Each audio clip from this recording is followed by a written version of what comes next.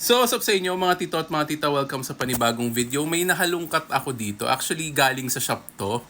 Ito ata yung mga, ewan ko, 200s ata. So, silipin natin. Tignan natin to. Okay, so yan, habang nag-ano tayo dito, habang gumagawa tayo ng repack. Actually, ito may mga nagawa na tayo dyan so far. Ito, nahalungkat ko to somewhere, mga tito at mga tita.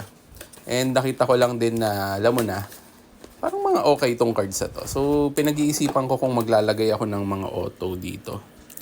Ayan. Ito yung mga dating 200. Ayan. Wala lang, nahalungkat ko lang. Ito siguro pwede natin lagay. Ayan. Si Jabate. Tapos sino to? Galloway. Ayan, Mike Scott. Mga 200 to before. Ayan, sama natin si Ron Baker. Okay, Quindary. Aaron Holiday. Ayan, si Aaron Holiday. Okay, uy, LeBron MVP. Ayan, so kung titignan nyo mga tito at mga tita, ganito yung dati natin. Ayan, nandito yung mga 200 way back. Ayan, very nice. Nakakatuwa lang din makita kasi natago pala siya, naka-sealed pa siya. Tapos sinisilip ko lang din itong mga autos na to. So if ever kung meron kayo dyan, yan, siguro lalabas to sa next live natin. Karamihan ng andito. Uy, LeBron, Miami. Okay, next. Sino to? Plumlee. Parang gusto ko sama si Plumlee. Pero sige, pag-iisipan ko. Okay, next. Keldon, Jersey Series. Ayan. Hindi ko sure kung ano to. Tawag mo dyan? Hindi ko sure kung rookies. Okay. Next, Keon Johnson. Sino ka? Kyle O'Quinn. So, magsasama ako ng mga ano dito, mga tito ha. Ng mga autos. Uy! Wow, oh, tignan nyo dati 200 lang oh. Rookie auto on card for Ryan Rollins. Mga nasa 1.5 na ata ngayon to.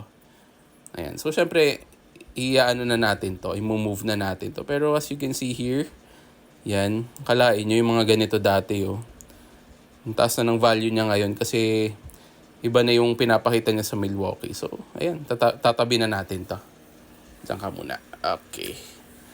Okay, so yan. Kalain mo, may Ryan Rollins pala dito. Hindi ko alam. Okay, another one. Malay natin to si Jabate. Some other time, di ba? Baron Davis. Ayan. So, yung mga Kyle O'Quinn, sasama ko na siguro yung mga yan. Okay. Elfrid Payton and DeMar Contemporaries. Ito, 100 lang. Okay, so yun lang mga tito at mga tita. Siguro ito, sasama ko na to. Ayan, wait lang. Ayan.